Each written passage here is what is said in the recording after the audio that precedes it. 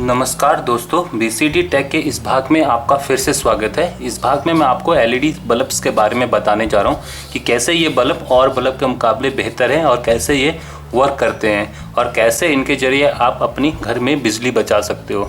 तो आइए देखते हैं एलईडी बल्ब्स के बारे में।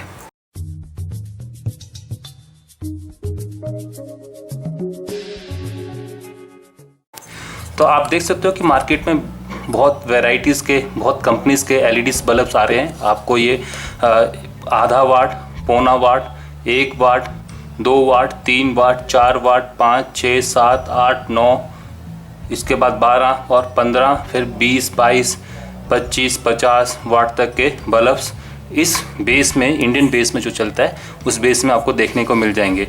तो आइए देखते हैं कि ये बल्ब वर्क कैसे करते हैं और कैसे ये बल्ब और बल्ब के मुकाबले बेहतर हैं। तो पहले तो इस कंपनी का बल्ब ले लेते हैं। यह रिवारा का बल्ब और ये इको फ्रेंडली बल्ब है 15 वाट का। और इन बल्ब्स की सबसे बड़ी खासियत ये है, ये बल्ब कम से कम 2 या 3 साल की वारंटी के साथ आते हैं। कॉस्ट थोड़ी हाई है, बट जैसे जैसे समय बढ़ता चला जा रहा है आप इनकी कॉस्ट को गिरते हुए देख रहे हो। पहले ये बल्ब करीबन 15 वाट का बल्ब करीबन 1000 रुपये का आता था। आजकल ये आपको 200-250 रुपये में आराम से देखने को मिल जाएगा। कंपनी का बल्ब है, 2 साल की वारंटी के साथ आता है। उधर आप एवरेडी में देख सकते हो 14 वाट का आपको मैक्सिमम वाटेज मिल जाएगा।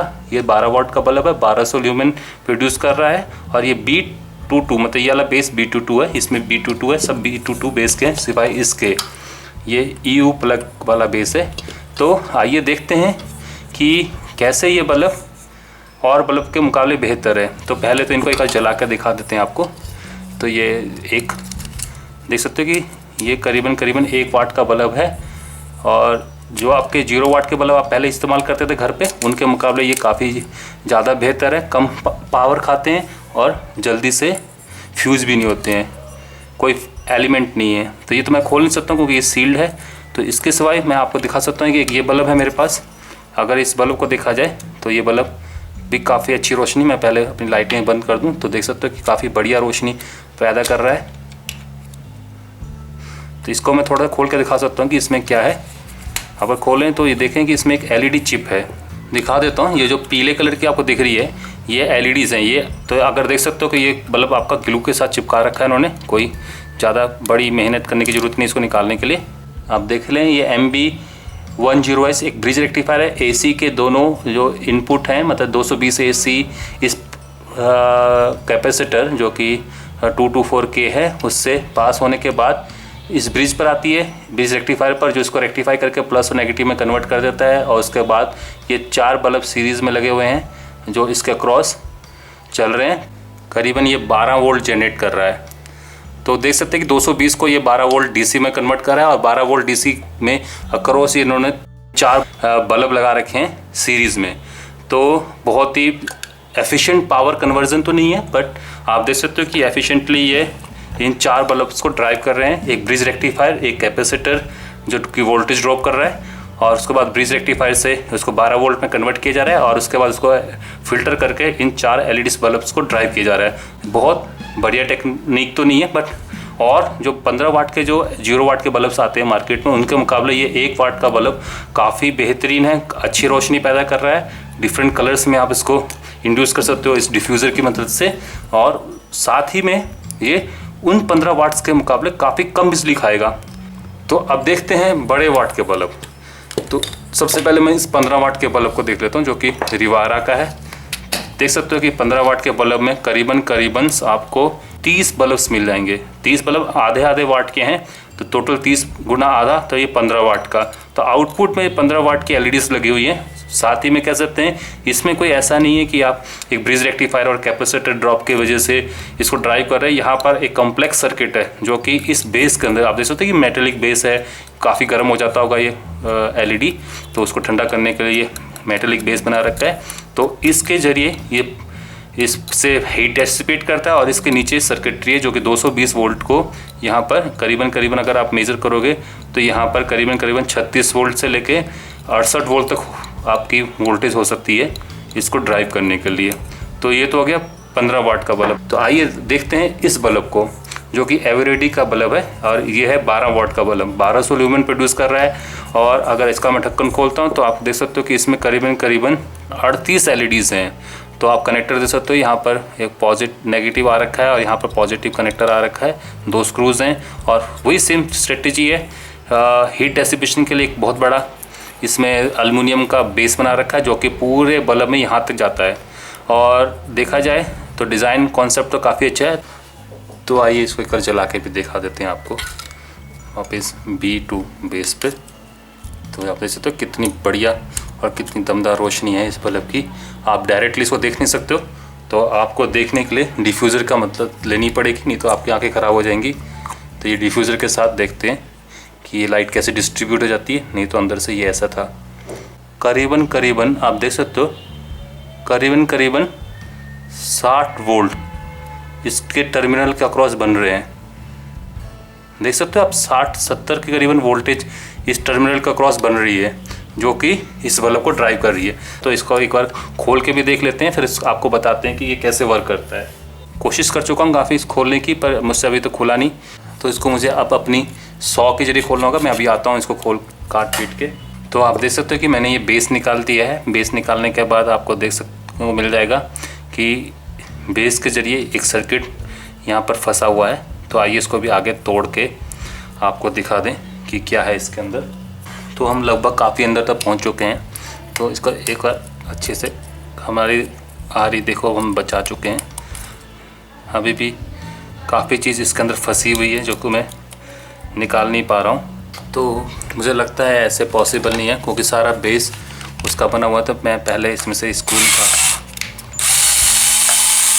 ये निकाल देता हूँ स्क्रू, और 38 LEDs की जो प्लेट है उसको बाहर निकाल लेता हूँ। ये हो चुकी निकल चुकी है। अब शायद ये आप देख सकते हो कि ये PCB यहाँ तक आया हुआ है। ये कुछ इस टाइप का डिज़ाइन है। हालांकि ये कोशिश करने पर ये बेस खुल सकता है, ऐसे करने पर खुल जाना चाहिए, पर ये आपको देख सकते हो कि बहुत ख़तरनाक ग्लू के साथ चिपका रखा है। इसको खोलना उतना आसान नहीं है, ये सिर्फ कट के ही निकल सकता है। तो आइए अब हम अपना फाइनल 100 इसमें चला दें। ड्रिमल टूल यूज़ कर सकते हैं, पर फिलहाल मेरे पास ड्रिमल टूल मेरा ख़राब हो रखा है, तो मैं फ़िलहाल इसको आरी से ही काटता हूँ। अब ये मेरे हत्थे चढ़ा है, मैंने यहाँ से एक पूरा चीरा लगा दिया है अपनी आरी से। अब ये खुलने को तैयार है। आप देख सकते हैं कि ये कोई बहुत बड़ा डिज़ाइन नहीं है। आप अगर काफ़ी थोड़ी सी मेहनत करते तो अगर इस ग्लू को तोड़ पाते तो आप इस जो बेस है इसको अलग कर सकते थे। फ़िलहाल अब तो ये टूट चुका है, तो मैं फ़िलहाल इस बेस को फिर से अलग करने की कोशिश करता हूँ। आप देख सकते हैं कि मैंने ग्लू को यहाँ से तोड़ दिया है। ये ग्लू का लगभग करीबन टूट चुकी है। बेटर है कि मैं अपना एक कुल्हाड़ी लेके सेपरेट करने की कोशिश करूं। बड़ा ध्यान दीजिए, क्योंकि पावर टूल से खेलना बच्चों की बात नहीं होती है। अगर आप इसको दोहराना चाहें घर पे, मैं सिर्फ आपको ड्राइवर दिखा रहा हूं, दिखाने के पक्ष में इसको फाड़ रहा हूं ताकि आप देख सकें कि ये कैसे बना हुआ है।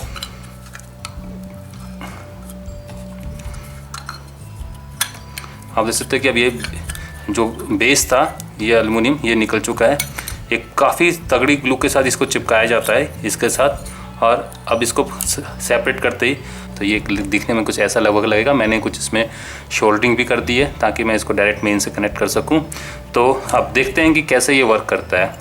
तो इसकी वर्किंग प्रिंसिपल को समझने के लिए पहले एक बार इनके कंपोनेंट्स भी देख लेते हैं। ये लगभग उसी टाइप के कंपोनेंट्स हैं जैसे कि मेरे इस जो थर्ड पार्टी LED ड्राइवर्स में हैं, बिल्कुल सेम लगभग वही कंपोनेंट्स हैं, वही ICs हैं और वही उसी टाइप का डिज़ाइन कॉन्सेप्ट ही है। तो एक बार इस पूरे सर्किट को ध्यान से देख लेते हैं। तो इस पूरे सर्किट में आप देख सकते हो कि एक कैपेसिटर है शुरू में, इससे पहले ब्रिज होगा। हाँ, यहाँ पीछे को ब्रिज है। आप देख सकते हो कि एक ब्रिज रेक्टिफायर है जो कि LLB10 है। LLB10 ब्रिज रेक्टिफायर है। तो इस ब्रिज रेक्टिफायर के जरिए AC DC में कन्वर्ट होती है। फिर इसको कैपेसिटर के जरिए उसको फिल्टर किया जाता है, और उसके बाद उसको फिर कैपेसिटर के जरिए एक जो डायरेक्ट है वो आपका SM ट्रांसफार्मर की बाइंडिंग में चला जाता है। कौन सा हिस्सा? पॉजिटिव हिस्सा। तो जो नेगेटिव हिस्सा है वो नेगेटिव हिस्सा इस ऑसिलेटर के जरिए, ये ऑसिलेटर है SMPS वाला, इसके जरिए एक SM फ्रिक्वेंसीज पर ऑसिलेट होता हुआ ये नेगेटिव टर्मिनल दूसरे ट्रांसफार्मर के दूसरी वाइंडिंग में चला जाता है।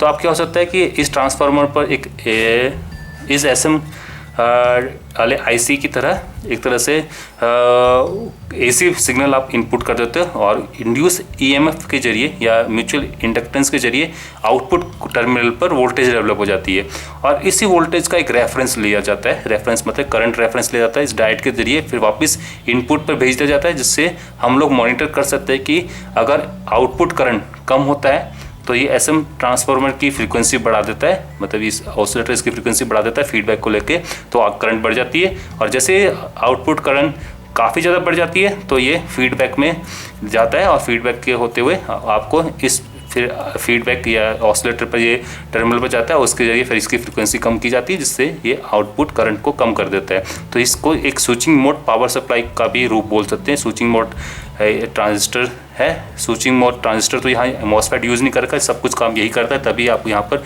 इसको गर्म हुआ या देख सकते हो कि बोर्ड कैसे यहाँ पर काफ़ी गर्म हो चुका है, मतलब काफ़ी गर्म होने के निशान दिख रहे हैं इस बोर्ड के। तो इस तरह से ही वर्क करता है।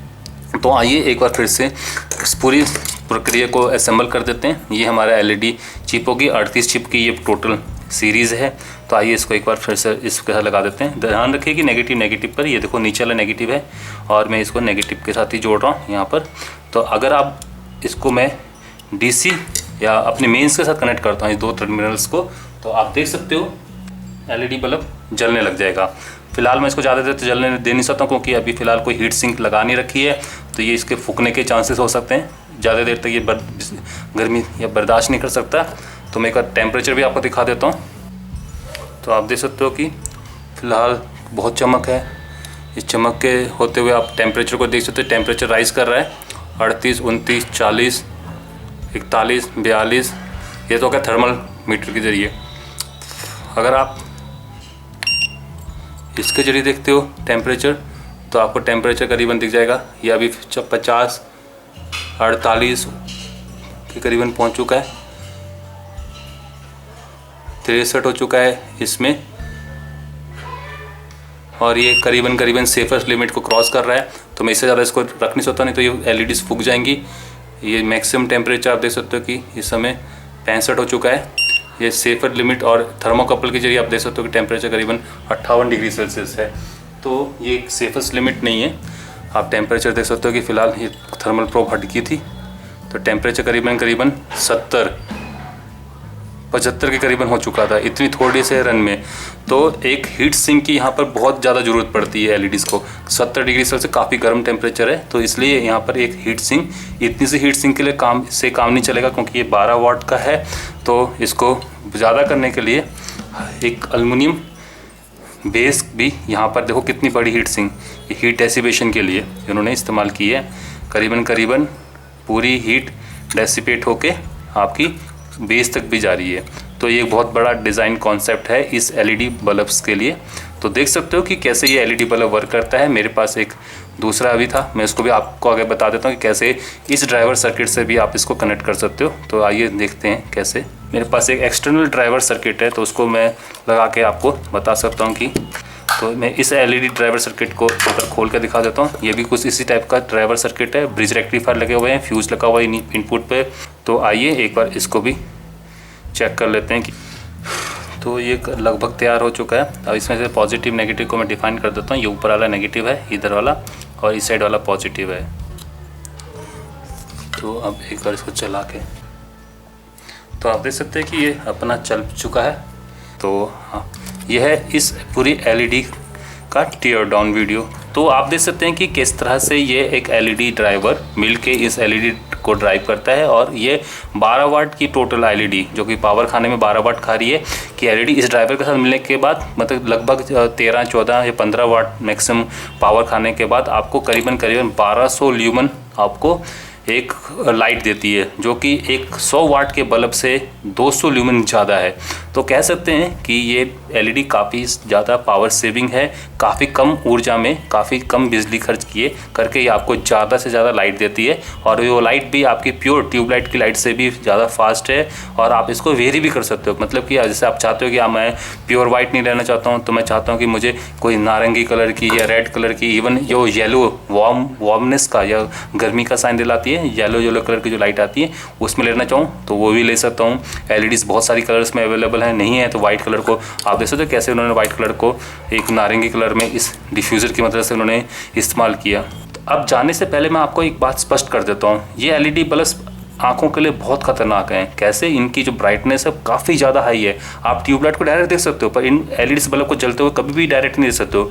ये 1200 ल्यूमेन बहुत छोटे पॉइंट पर से निकल रहे हैं, तो अगर आप डायरेक्ट देखोगे तो आपकी आंखें खराब हो जाएंगी या आप परमानेंटली ज़िंदगी भर के लिए अंधे हो सकते हो।